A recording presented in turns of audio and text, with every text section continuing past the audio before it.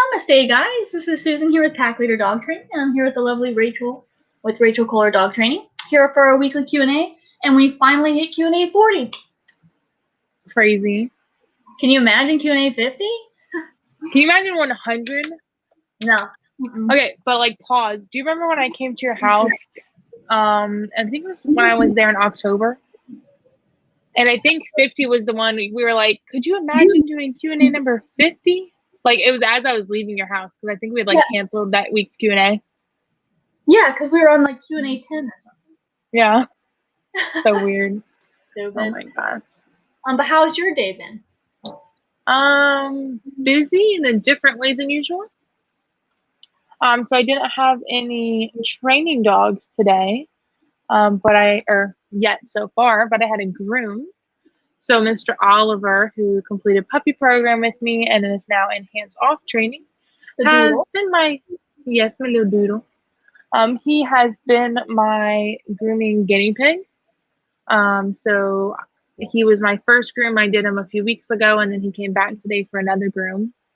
It was really cool though, because the first time I groomed him, anything near his face, he got like pretty weird about and would kind of like try to nip at the clippers and the scissors and things like that, which is super not safe.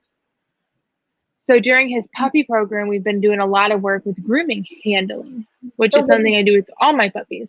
And what did you do specifically for him since he had that issue?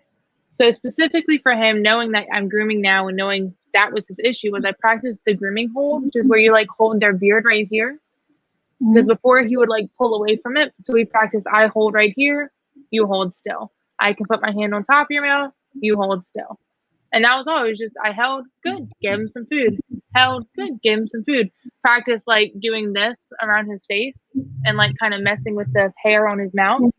But it was really, really cool to see that actually pay off during my groom with him today. The first time I had to muzzle him to do his like top of his head and his ears, and wasn't able to really get too much of his mouth done. But today we didn't ease the muzzle at all. He just sat there while I did his face, and it was amazing. That's awesome. It's really cool though, because I do a lot of desensitization with my puppies when they're in puppy program with me, but I've never really got to see that follow through.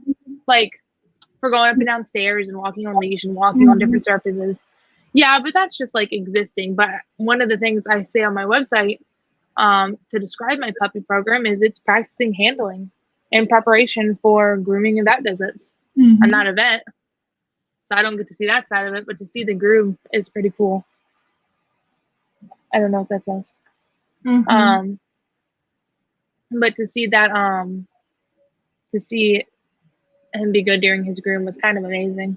Yeah, that's so awesome. I love that you were able to see that actually pay off so quickly as well. Yeah, it was pretty cool. It was pretty cool. And then now we've got Q&A Tuesday.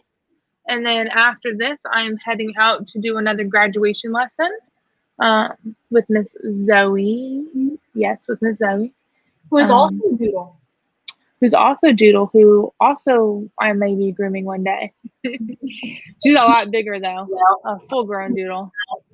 But yeah, what do you have going over what do you have going on over in vacation land? I was like, don't ask me what I got going on. I got nothing over here. Just relaxing. I think Joe and I have put together a total of like 5 puzzles since we've been on vacation. We did go horseback riding yesterday, which was really fun. I want to do that again.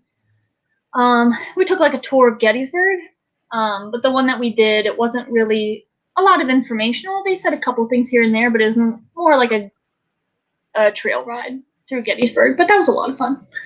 On our list of things to still do is go to the movies. Ooh, anything in particular, or just going to the movies? I gave him the option of 2 different things. What was it? Oh, the newest Purge movie. What's the other one that's out? Oh, nuts. Because he didn't pick the Purge movie. Oh, you don't remember which one he picked? No.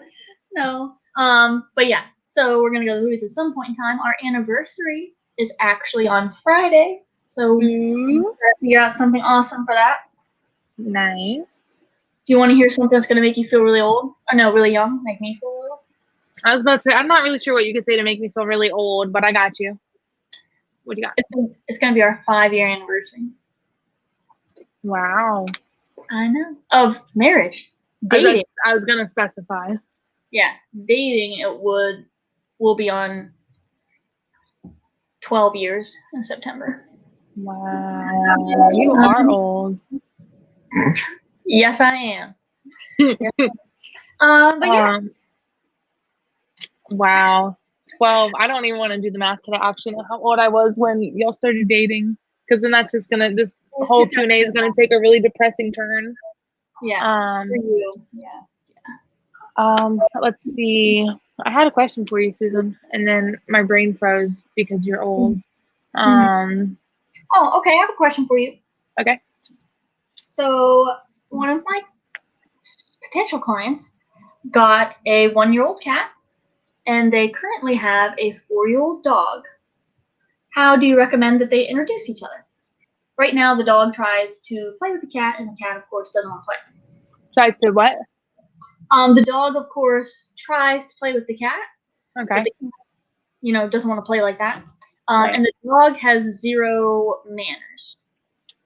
So at least he's trying to play with it. However, not eat it. However, dogs can really easily hurt cats just by playing with them, trying to play. So we definitely want to advocate for the cat there. So this is hard. This is giving me a flashback because my go-to answer is just train your dog. So I would want to advocate for everybody. I'm never going to have them in a situation where they're going to be able to meet and be together without being supervised. I'm going to have that dog on leash so he can't play with the cat for a hot minute. Yeah, so depending on which route you go, if you just go with having your dog on leash all the time and not letting him play with the cat and hoping he gets bored by it, you could train a really good out command, which I'd highly recommend, and a really good place command. So let the cat exist while the dog is on leash or in a kennel or on place, or you can out him away from it. Going the whole training route would be nice because then you're going to have a well-balanced dog and going to be more respectful of you and a lot more likely to respect the cat as well.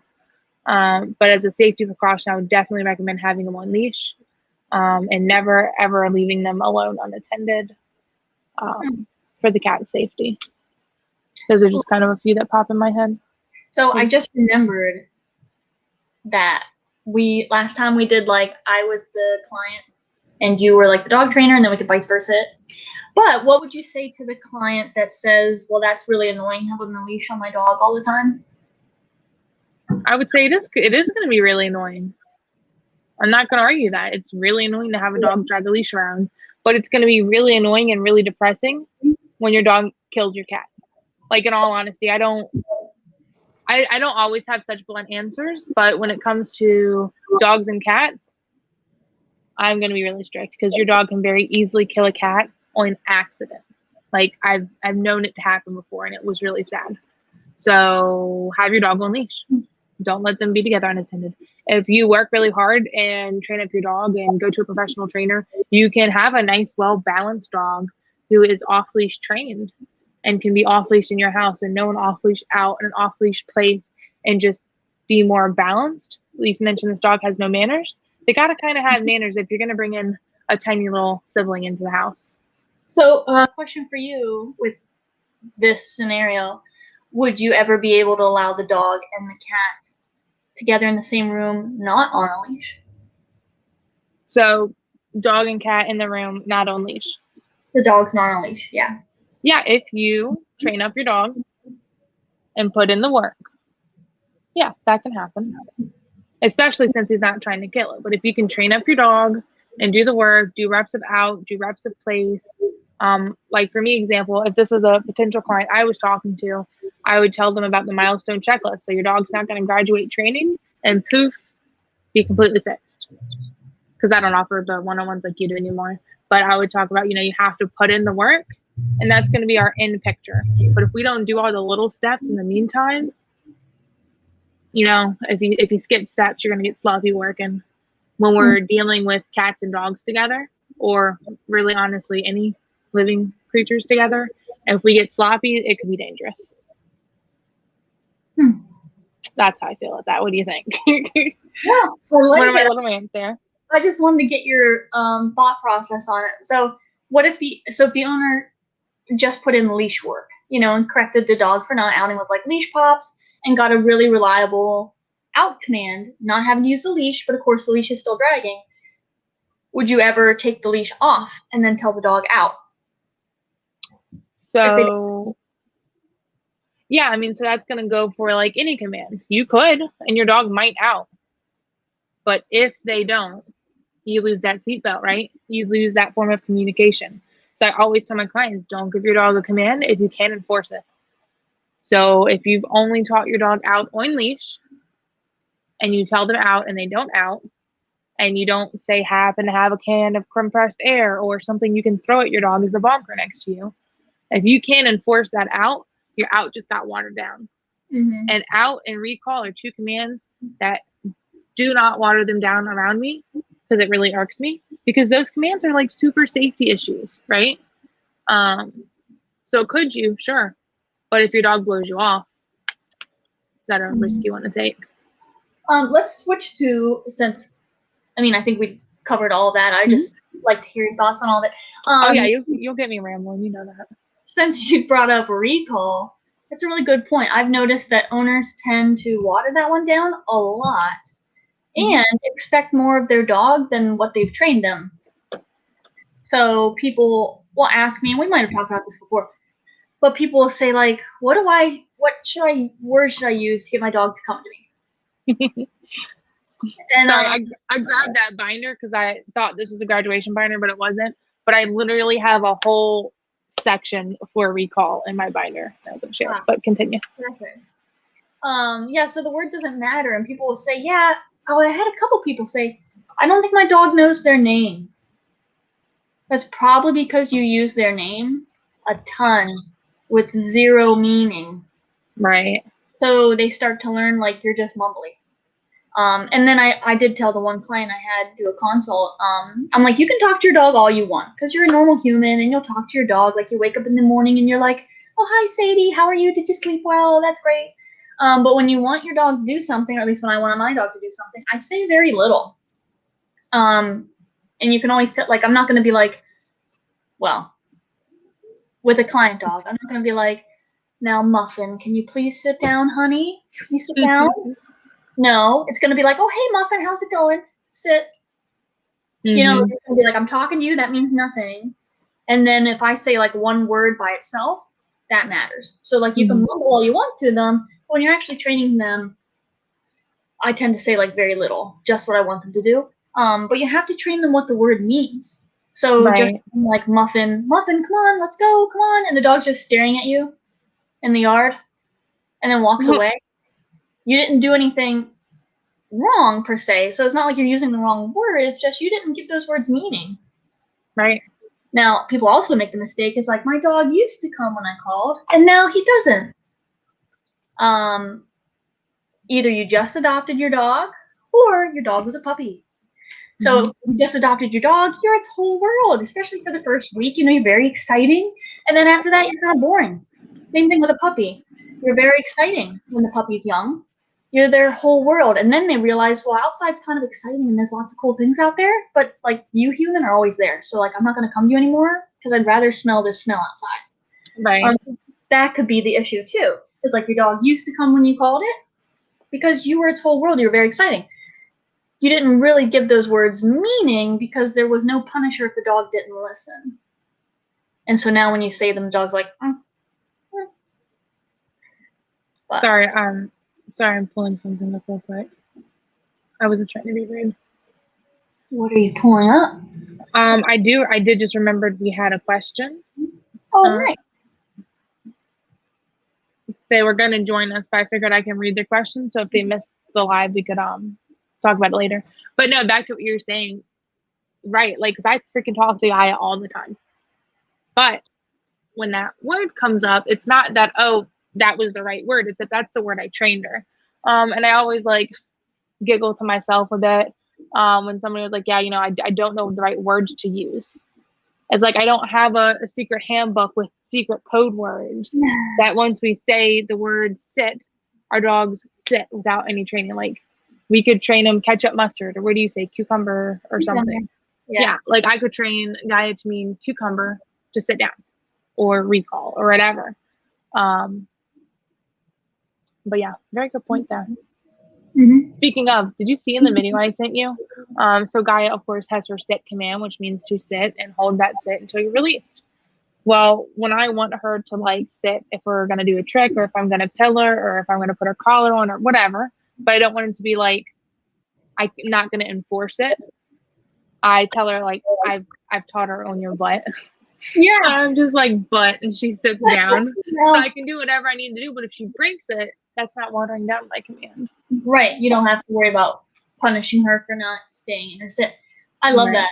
You're like, on your butt. I know. And she's just like, okay. It's really funny. So I'm going to read this question really quick before I forget. I got this question on Instagram. Like I said, I just let them know, reminded them that we were going live. But in case they miss us, we'll talk about it for the replay. So I posted on my story that Fergus was beginning e-collar work. And this person responded and they said, any brand recommendations? And what age do you typically recommend use of e-collar? Dealing with a lot of puppy biting, nearly aggressive, with our 13-week-old Beagle Lab mix, and have been considering use of the e-collar. And then they said they loved following my account, which was like really nice. Super sweet. So I typed out a little response to them, but I wanted to get your response and then talk about some more things. Yeah. So to answer the questions, first off, yes, there are brands that we recommend. They would be Ecollar Technologies. Their website's ecollar.com. And then there's Dogtra. Now, if you're going to train with either me or Rachel with our packages or the training that we do offer, it includes the tools, and the tool that is included is the Ecollar Technologies brand.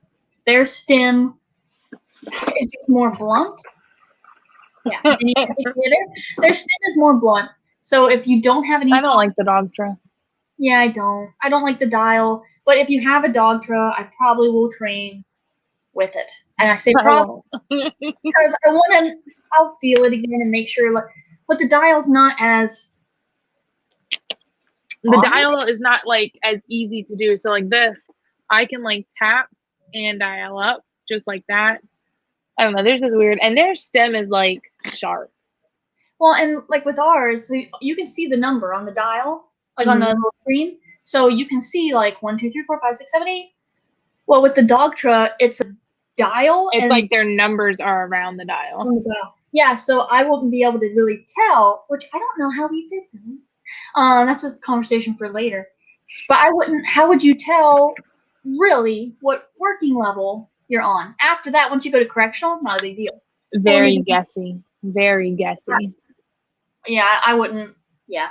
So if anyway, you haven't gotten one yet, Ecollar Technologies definitely the way to go. It's the Mini Educator 300. As far as age, you can start using it about 16 weeks, but caveat to that is you don't use it to punish. Like, I'm not going to use it to punish like unwanted behaviors. I'm going to use it to layer on over top of known commands, and I use it at low levels to start. And then with the training, they'll get several weeks of those lower levels before we ever dial up to a correctional level. So I'm not just going to put this e-collar on a puppy and correct it for puppy biting with an e-collar. I don't ever correct puppy biting with an e-collar, actually. Right. And with what you said about the puppy biting where it's on the cusp of like aggression, I would just use caution with that. Honestly, I probably would not advise you to train your own dog with this e-collar system, because I'd want at least a trainer to evaluate your dog and say, yeah, this looks a little bit abnormal from puppy biting, or like, oh yeah, no, that's puppy biting. But I would just hesitate to have you train your own dog if the puppy biting is nearing aggression. I would probably seek the advice of a trainer. But what do you have to say? Yeah, so talked about the e-collar. This is the only e-collar I ever use. I don't like change. This is it. So I told her that. I start e-collar work anywhere between like 16 to 20-ish weeks, depending on, when I get the dog in. If I have him for puppy program, I start him a little bit younger, but around that time frame. And then, I never am going to correct puppy biting with the e-collar. Exactly like you said, they're going to get lots of reps layering it in. I don't really like when any owner trains with the e-collar because there's lots of ways to do it, but we do it a very specific way that makes so much sense. So I always recommend for e-collar training seeking the help of a professional because we have 4 steps to our e-collar training. It's only done after we do 3 steps of oil-leash stuff first. But that always being said, for puppy biting, I've had a lot of owners tell me that their puppy is biting aggressively because it hurts. It hurts. But 9 times out of 10, it's not. But like Susan said, be on the safe side. And sorry, I'm getting weird notifications popping up on my screen right now. I'm easily distracted. But yeah, play it on the safe side. Have a professional meet your dog and evaluate it. But have I correct puppy biting? And this is what I wanted to talk about on the live because I didn't have time to. I couldn't text it out and make it make sense. My go-to for puppy biting is shoving your fingers down their mouth. And it sounds crazy because they have razor sharp teeth, but it works. So puppy bites you, you say no, you shove down their mouth. I get a lot of questions about it. So do you go down to their throat, under their tongue, kind of wherever you can get your fingers to go to make it uncomfortable. One thing I've found a lot of owners, if this is the puppy's mouth, they'll shove their hand in and keep it there. But then when I say quick, they do it boom. So it's just very chill. Puppy bites you, no, pressure, and you let go, right? So no, and that's it. That usually works for puppy biting. And then you can be here, chew on this toy instead of my hand. So that teaches them that, hey, this chew is fun to chew on, this rope toy, this stuffed animal, whatever, but chewing on my hand sucks. Right. Make sure you do that punishment first before you give them a toy to chew on. Don't just redirect them onto the toy, because that won't stop the biting. Right. But yeah, that was my main thing. I wanted to explain the hand down the mouth thing. You could also go with a compressed air or a compressed air or finger down the mouth is how I correct puppy biting, honestly. I like how you say finger down the mouth because that sounds a lot nicer than what I say. I'm shove your hand down their throat. Yeah, but honestly though, make it stop. And I get a lot of crazy looks for that, but it's not fun for me. It's not going to be fun for you. And then it stops. Yes. It's like magic. Now, to be full disclosure, if there are several people in the household and only one person does this, the puppy learns biting this person sucks, but I can still bite everybody else. So I've had puppies, well, for me, especially in training, that don't bite me, but the owners won't get the finger down the mouth. So the puppy keeps biting them. Or some people in the house will do it and other people won't. Dogs are smart. They're opportunists. But we make it clear that, hey, you don't bite anybody. That's going to then transfer to everybody. And every dog's different. So if you have a softer dog, not soft pliable, but soft personality, you might be able to correct it harshly for something and it'll stop. Generalized. But most dogs, that's not the case. Every dog's thinking pictures. So like Rachel said, oh, well, biting this person sucks. Oh, but I can bite mom and nothing happens. So they need that picture. Oh, biting mom sucks too. Biting dad sucks. Biting the little kid sucks. Everybody kind of has to have that conversation. Yeah.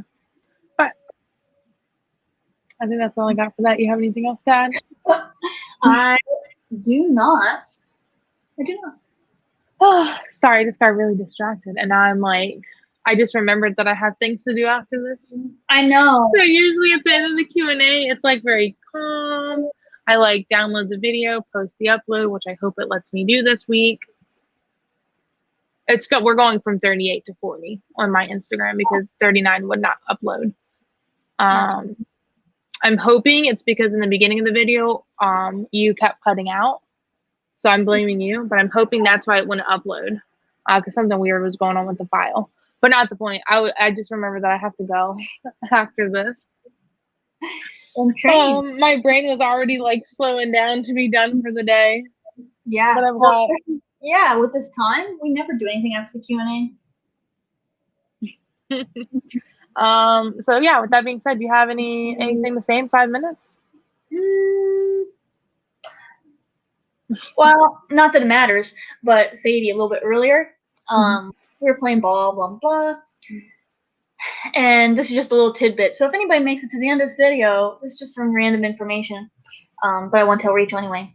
So we were playing ball, and I looked down, and there's blood on her paw. And I was like, Anyway, wasn't from her paw. I thought it was from her mouth. So I'm like looking in her mouth. She won't open her mouth. I'm like, Sadie, can you please open your mouth? Anyway, you know that growth that's on her eye? She scratched at it and it's bleeding, and I think it's infected. Sadie? And you know what's super annoying? My vet closed at 4 today, and this happened at 5. And I'm like, why are you closed so darn early? They used to be open till 6. That's fine. 4 o'clock. Yeah. So you're gonna call him tomorrow? Yeah, I think I'm gonna ask them to remove that lump, which means she has to be under anesthesia. So we'll see. Okay. Yeah, we'll see. She'll be good. But dang, and she waited until the vet was closed on purpose because they always do. Of course. Well, and like she knew. She was like, I feel like the vet's closing early today. Let me just scratch this open. Scratch this off real quick. Yeah. Because funny enough, we were talking about going to the emergency clinic for little. Don't worry, I'll tell you that story later. So funny that this happens to Sadie, and Joe's like, well, we could just do a 2 for, like, just take them both. Take them both into the emergency clinic. Yeah. I'm like, babe, so the emergency clinics are awesome, but they're not going to take business away from regular vets or do routine procedures. So a lump removal, unless it's like broken open and like bleeding everywhere, they're not going to do it. So I would have to wait till I get into a reg vet anyway. Yeah. Okay. Well, you got a couple minutes. What happened to Little? She's been okay. So she randomly vomits, right? I think we talked about she randomly vomits. Oh yeah. Right. Like if your meal time's off. Has that been the case before? That's what I thought. Yeah, because it's so random and it's always just been like a bile. She's vomited once every morning for the past 3 to 4 mornings. Just one little? And she'll still eat. She seems to be acting normal. But I'm like, I don't want to. So I talked to Joe, and I was like, if she does it again tomorrow morning, we'll probably take her because, how long do you let it go on? It's like, oh yeah, my kid's been vomiting every day for the past 5 days. No. Wow, who is that? That's Sadie. That's Sadie? Yeah. It's okay. It's because she heard me say earlier that she's never sassy, that she's perfect. Right. Yeah. No, I think kids rang my doorbell. They want to take her for a little monkey walk? Yeah, but it's freaking hot, man. Yeah, it's hot. And her face is bleeding, so. Yeah. Maybe if you didn't scratch your face open, you could have gone for a walk. Right. Yeah, I'll have to send you the picture. Yeah, that was random, and if anybody cares, there's that. Well, let's see. What can I tell you about Gaia? She only wants to eat now when she's being worked. So if it's not on her snuffle mat and we're not doing trick training, she doesn't want her food. At all? She just didn't eat her breakfast this morning, again, because I put it on the mat. She didn't want it. So I picked it up because I had Oliver here, and I outed him away from the food once, and he did okay. But I'm like, I'm just not going to leave this down. So she didn't get breakfast this morning, so she'll eat dinner tonight. And, like, I'm trying to decide, like, I get it. Like, you want mental stimulation, you want to do things, but it doesn't always work that way. So I'm trying to decide if I'm going to just put it down on the mat, and if you eat, you eat. If not, tough tacos. Or just put it down on her snuffle mat because she really likes her snuffle mat. But she's decided it's really cute to push the gate open in my room that leads to my hallway. And she did that again today, and it really ticked me off. Nice. And I didn't have my e-collar remote on me, so I could not properly hold her accountable. So that's a new fun thing we're dealing with. So if anybody has made it this far, you get to know the secret. Our dogs aren't perfect. I mean, Sadie, pretty close. Well, no, she sassy just there. Little sassy there. Just bark, yeah. She's sickly. She's cold. Our dogs aren't perfect either. We have things we have to do with them. So when I'm telling owners like, hey, do this, that, and the other, like, I know it's annoying. I know it's work. But I know it works. So I have to constantly monitor Gaia now until I can catch her in the act again of trying to push my gate open, because apparently the last consequence she had just wasn't enough. Yep. So we're going to do that again. Or she's a gambler. Deborah says, hey guys, I'm just getting on, but wanted to give you an update as promised. Oh, okay. Awesome. Yeah, we'll hang tight because I want to hear this update. Yeah, me too. Anxious. So this is we're anxiously awaiting. Yes. So for anybody who missed last week's episode, no. Was that yeah, yeah. I think it was. Oh. I don't know. For anyone who doesn't know who Miss Deborah is and the update she's about to give us, correct me if I mistake any details here, but she has Miss Hannah, the German Shepherd puppy. And was having issues with her jumping. So she would jump up and the mom would correct on the e-collar, I think. But she was still jumping. So that e-collar correction wasn't valuable enough. So we suggested she try a leash pop along with a higher e-collar correction, pairing them together. I think we gave her a few other suggestions. So I'm excited to hear how things are going for her. Yes. And Miss Hannah. Look at you remembering. I know, I'm impressed. I remembered actually. Because I really enjoyed that conversation. It brought up a lot of good points about how dogs will learn that they can blow off the pressure if they don't want it. Like, if they don't have to listen afterwards. Right. It brought up it was a good topic. It was a good topic. I liked it. Oh, there you go. Let's see. Did the training with Hannah as you suggested? The leash pop worked with the gentle stem. She got it the first time. I asked. So proud of her and all both of you. Aww. That is so awesome. That's so wonderful. Glad to hear it. I'm excited for you that it worked. Yes. Super awesome. Love. Like, this is why we do what we do, because we love it. I am so proud of her. I struggle sometimes. Don't mind me. She just reads it how it is. Yes.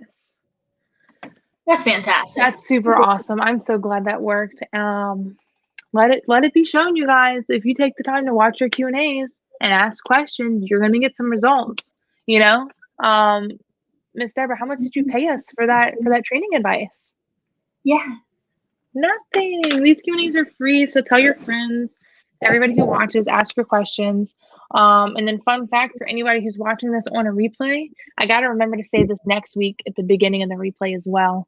But leave your comments. So even if we sign off of here, we're not live anymore, go ahead and leave your dog training comments. We'll still get the notification for it, and we'll always write that down and talk about it next week as well. Because Deborah here with Miss Hannah just made my night. I know. Because come on, like we as invaluable advice, and the check is in the mail. Perfect. I'll keep an eye out. But no, that was awesome. That just made my night. I'm so glad. So I'll say this when we're live too, Susan. So I'll call both of us out if you don't mind. I think we talked about this last week. Susan and I have been debating stopping doing the Q&As because we're tired. We work really hard. 6 o'clock comes around and we just don't want to do it. We feel like, why are we doing this if we're not helping people? Because that's why we started it. If nobody's asking questions, if nobody's gaining anything from this, why are we doing it? Well, somebody is gaining something from this, so thank you. So this is why we do what we do, Susan. This right here. Okay. So thank you, Deborah, because I did talk to her right before this Q&A, and I was like, I was thinking about us stopping the Q&As. But this is going to keep us going for a little while, so I appreciate it. Yes.